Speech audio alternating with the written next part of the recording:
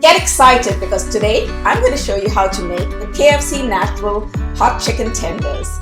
These are crispy on the outside, tender on the inside with just the right amount of kick. Hi, you're watching Plating It with Wendy, where I share with you recipes which impress with ease. My children have been talking non-stop about these KFC Nashville Hot Chicken Tenders that have gone viral on TikTok. Since we are in lockdown, I decided to recreate them right at home. I'm sure you're going to enjoy these tenders, so let's get started. Let's start by making the marinade for the chicken. I'm going to be using 1 cup of buttermilk. Now, if you don't have buttermilk at home, you can always just use milk, 1 cup of milk, and add 1 tablespoon of vinegar to it and leave it to sit for about 10 minutes and you have buttermilk. And to that, I'm going to add 1/4 cup of crank hot sauce. You can use any hot sauce that you have handy at home. To that, I'm going to add about 3 tablespoons of the pickle brine. That's going to give it a lovely flavoring to the chicken. I'm going to add 1 egg to that. 3 to 4 teaspoons of salt. I think I'm going to go with 3 teaspoons. You can put salt to taste. And some nice freshly cracked black pepper. You're going to give this a good whisk now, so that all the flavors get well combined.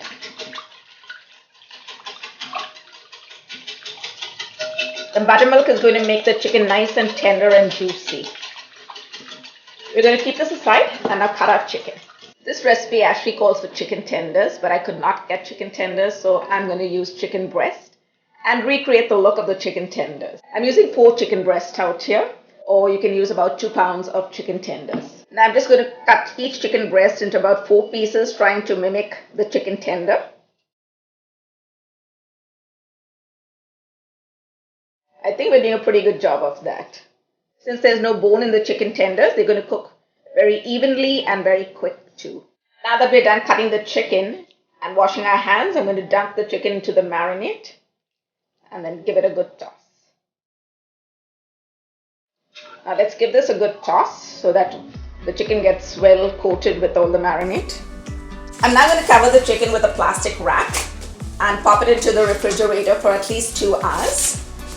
Actually 3 to 4 hours would be ideal, but my kids cannot wait to taste these again. Overnight would definitely be the best. That way the chicken gets to absorb all the flavors really well. While the chicken is marinating, let's prepare our dry coating. For that, I'm going to be using 1.5 cup of all-purpose flour, 1/2 cup of corn starch, 1 teaspoon of salt, 2 teaspoons of baking powder, 1 teaspoon of garlic powder. I'm putting 1 teaspoon of cayenne pepper, but if you like your food spicy, you can always just increase the cayenne pepper. 1 teaspoon of dried oregano, 1 teaspoon of dried basil, and 1 generous tablespoon of paprika, and about a teaspoon of ground pepper. Now let's give this a good whisk. This is my adaptation of KFC's secret herb and spice mix. I'm telling you, it's delicious. Once the chicken has marinated, you want to take it out of the refrigerator and let it sit to come to room temperature for at least half an hour before you fry it. You do not want to put cold chicken into hot oil. Now we're going to lift the chicken pieces from the marinade and transfer it into another bowl. You don't want to discard the liquid marinade. We're going to be using that to coat the chicken. And this is exactly where the magic is going to happen, and we are going to get that lovely crispy KFC chicken. We're just going to rearrange the bowl so we form a nice station. We're going to put the chicken first, then the flour, and then the liquid marinade. This way it's easier to coat the chicken. I've filled some vegetable oil in the wok and I'm going to fry the chicken in this. I'm checking the temperature by inserting a wooden chopstick, and when the bubbles come to the top, you know that the oil is hot enough.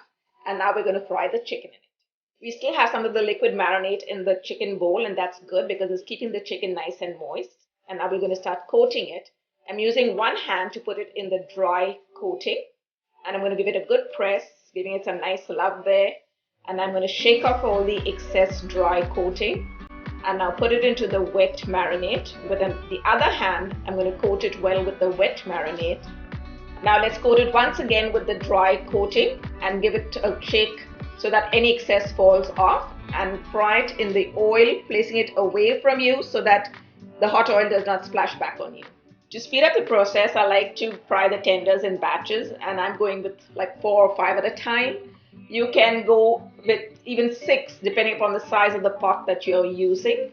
But you don't want to overcrowd the pot with the tenders, because then it will only reduce the temperature of the oil and that will result in soggy tenders, and we're looking here for the nice crispy KFC tenders. When you put the chicken in the oil, you don't want to touch them for a while. Let them cook on one side for about 4 to 5 minutes, and then we'll flip them over and cook them for another 4 to 5 minutes.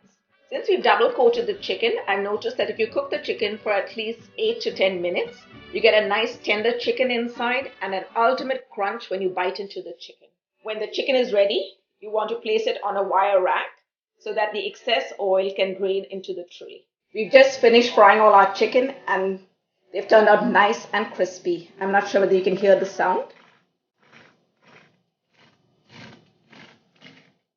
They're amazing. To finish off these chicken tenders, we're going to pick up the heat a little bit and prepare the traditional Nashville hot sauce. I'm using 2 tablespoons of cayenne pepper, 1 teaspoon of smoked paprika, 1 teaspoon of garlic powder. You can adjust all these according to your taste. And 1 tablespoon of dark brown sugar. We're going to give this a quick whisk, breaking down any lumps in the brown sugar that may be there. And to this, we're going to add ½ cup of the same oil that you fried the chicken in. And we're just going to mix this all together well. The brown sugar is going to give it a nice sweet taste, while the cayenne pepper is going to give it that nice heat. Now you want to coat each piece of the chicken tenders with this sauce. And you want to do it when it's nice and hot so that it absorbs it well and it remains crispy. In Nashville, I think they typically take the entire tender and they dunk it into the oil.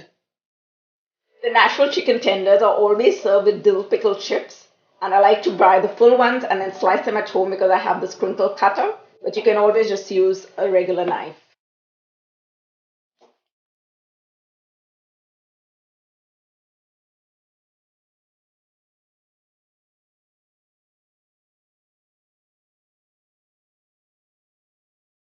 I cannot wait to give these a try.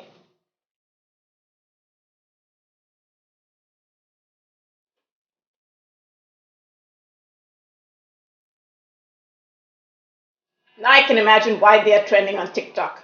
And as the kids say, they are bussin'.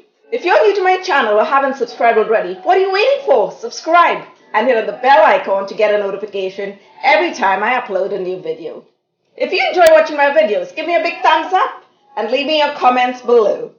Follow me on Facebook and Instagram. The information is in the description below. Thanks for watching. See you soon.